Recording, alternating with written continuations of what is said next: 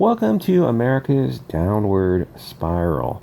This is Youth number 1, and I love these pseudo-punk rock comics. Even the people who write this stuff know that it is bottom tier, except Joe Glass and Max Visagio, who unironically think this is pretty decent. Obviously, I'm very gay and trans friendly, but that doesn't mean I'm not going to laugh at cringe. And 90% of gay comics are cringe because most of the writers think that just being LGBT and a mediocre writer is enough. No, being gay doesn't make you magically creative. Writing well is like playing music. You sit during all your free time and you write. Then you read better writers and you analyze the story and see where you went sideways. But nowadays, the whole concept of improvement is very upsetting to some people because merit enforces the patriarchy, or like something. What is popular now is this type of thing. I did a thing, or like whatever. This means they put forth a low effort piece of work that they want praise for, but not any criticism. Because if someone criticizes it, they'll just say, I just wrote that off the cuff. I totally didn't put any work into it. Yeah, we know, because it sucks. Good things take a lot of work. For most people, working in comics or any creative field takes a lot of work, because hiring was usually based on merit, because sales were based on merit. Sales still are, but hiring isn't. That changed slowly over the years. Comics became more a form of political propaganda. This modern comic obsession with Germans is beyond silly, and it's political. Trump and the right is obviously supposed to be the Nazis in their mind. Most people don't like Nazis. Most people don't like Nazis, communists, Islamic fundamentalists, but this obsession isn't rational. They have been whipped up by mainstream media, blaming white people and right-of-center people for everything under the sun. From a storytelling perspective, this is known as grinding in acts. It is an overused element in storytelling, where you use the same antagonist over and over. Anyway, but it gets even weirder when you focus on one evil and ignore much greater evils. It shows that you have a bias. In World War II, the Russians, Germans, Japanese, Italians were teamed up. People seem to forget that part. The Austrian corporal turned on Stalin, so Stalin changed sides and joined the Allies. The Germans weren't any worse than the English, Americans, Italians, and the rest, and they were better than the Japanese. The Japanese were actual monsters who committed atrocities. They weren't shy about posing for photos next to their victims. Read The Rape of Nanking. There are tons of photos of Japanese atrocities. They were proud of what they did. I will spare you the details because it would probably make you sick. But why does the media obsess on Germany and ignore the real slaughtering done by the Japanese? One of the reasons is that Trump doesn't look Japanese. If he was Asian, who knows if they would bring it up or just stick to the Germans. So every hate group in comics is going to be analogous to that German one. The ADL calls any group it doesn't like a far-right hate group. And I just went to their website and I read this long screed they had on the Proud Boys and the guy who runs it, Gavin something, or ran it. And the ADL comes across as a bunch of whining pussies, and the Proud Boys sound like a fun group of guys. And I think their leader is this black Spanish guy. And they're talking about, the ADL's talking about guys in the group, and they're all, oh, this one guy who's from the Philippines, he's this big Filipino guy called Tiny, and this other guy is this black guy, and this other guy is this Jewish guy, and they're all Nazis. Really? Is that how it works? Because, I don't know, I assume they're a little bit more selective than that. When just, people are insane. They call Ben Shapiro literally a Nazi, and that gay Asian reporter, Antifa thinks he's the devil. The funny thing is, on the website, you should go check it out. It is really funny. Is that they call them alt-light, but it's meant to sound evil, but they never actually say why the alt-right is evil. The ADL sounds like a bunch of fags who talk all retarded. Their hatred of white people is unreal. I guess it's why they fund bringing in Mexicans to replace them. Well, the ADL won that battle. In 20 years, America will be a Mexican majority. I am sure it will be paradise. I love tacos, and I have some Spanish in my family. My point is, the media, ADL, SPLC, ACLU, and it's funny. The browner members of my family, the colored people of color, they're not politically correct. In fact, a lot of them are what the ADL would call racist. So I don't know where you go with that. They're brown people, and they're not actually racist, but they would say things that the ADL and liberals would not appreciate. They don't. Thing is, you expect brown people to talk a certain way, and when they don't, it's like, oh, what do we do with this? This black guy is a Republican. And my point is that all these groups, they control the narrative, and the narrative is to vilify white people so they can replace them. It's just what they did in America and are doing in Europe. They know that comics are a good tool to proselytize. I knew I would not be able to pronounce that damn word. I can't even say it now that I'm confused. Preach. I'll say preach to the masses. The fly in the ointment is comic readers are trending older.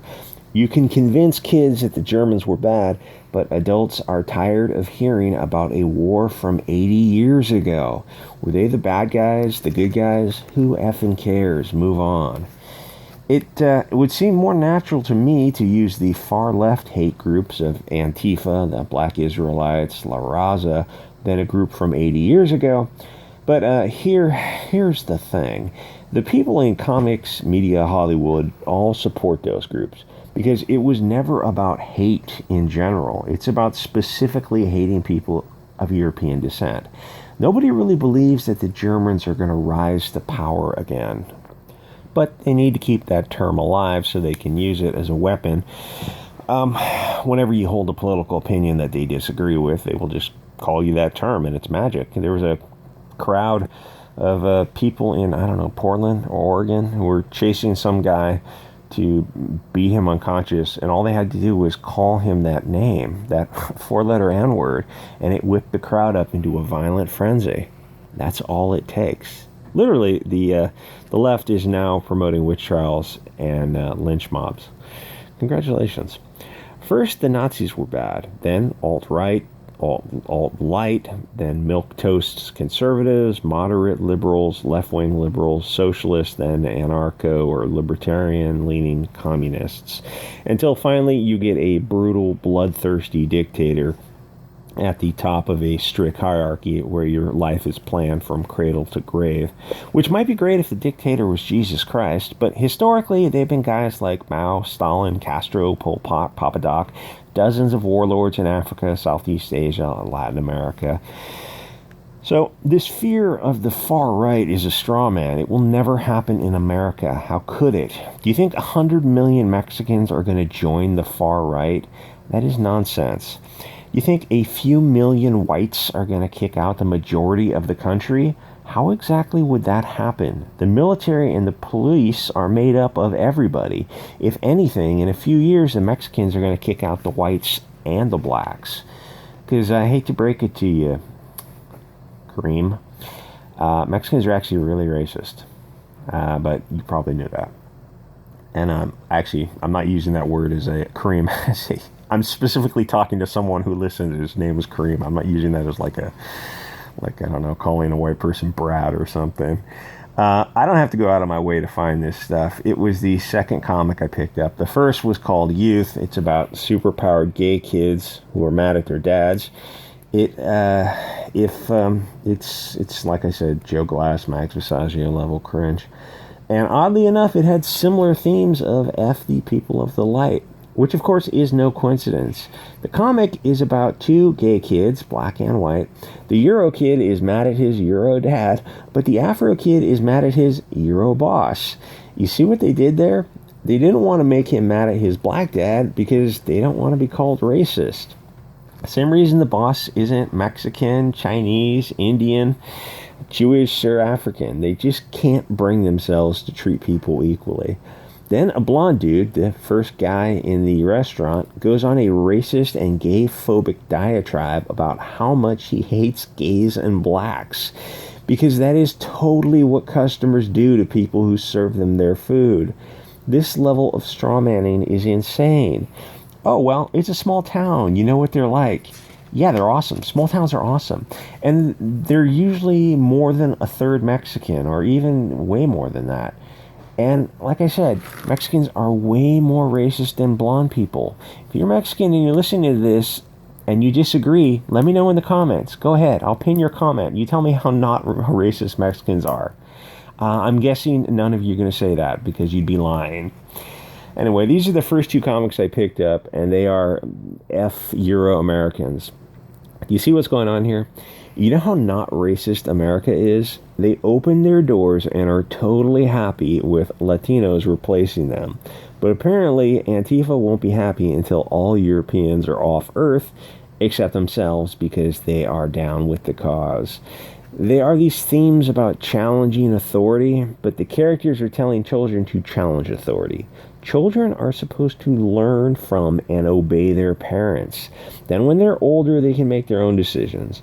Otherwise, you have immature young kids making very bad decisions, which is what you see going on now. You want kids following the rules until they can come up with better ones, usually when in their 40s and 50s. I'm talking about in terms of making policy. Right now, you get generations of children of single moms looting and burning the country. Yeah, this is the white guy calls the black guy a boy. And almost calls him the N-bomb, then corrects himself. This is in 2020. That's what happens if this would happen. This is the people who write these comics. They're out of their. Oh yeah, and then the blonde kid beats up or slaps his blonde dad. They're gay. Oh, so at first you would think this is friendly banter. Sup, faggots? That's how friends talk to each other. Get fucked, Cole. You'd like that, wouldn't you? Nah, you an ugly bitch. Which is all funny stuff. But in the comic, it's portrayed as, no, he's really like gay-phobic because they're two gay dudes in high school. He's really calling them fags. That doesn't happen in the past 40 years. I'll say definitely in the past 20 years. You would just go to the principal, and nowadays it would be a hate crime. So this is it's very, very silly. And this is the edgy blonde kid who's just punk rock. And then they have the white girl with purple hair, because why not? Kid talks big game. Look, he's Karl Marx or something, aka Mordecai Levy. And there's it's the race thing doesn't matter, the hair color thing doesn't matter. The point is that she's probably of European origin, and she's making out with the guy.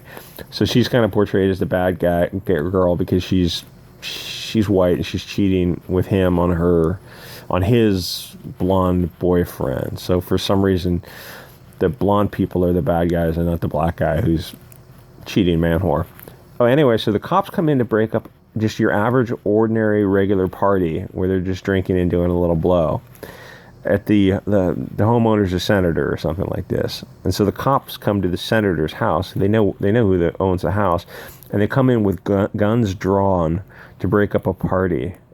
This is like you wrote this high as a kite, just blitzed out of your mind on Sensibilia. Or, I don't know, something even weirder than that. So then your average wealthy kid at a mansion takes a wine bottle and breaks it over a cop's head. Because that's what happened. No, wait, that never happens. Ever. Wonder Woman. This goes to a weird place. A whole culture built on a lie. She's trying to convince Wonder Woman that her story is false. Do you really believe something must be true simply because everyone keeps repeating it? A whole culture can be built on a lie if the lie is strong enough. Doesn't that work both ways? That literally, you can apply that to anyone's culture. You can apply that to any belief system, any belief. The whole culture is built on a lie. I don't think you're saying what you think you're saying. Anyway, like, comment, subscribe, guys. I'll see you on the next episode.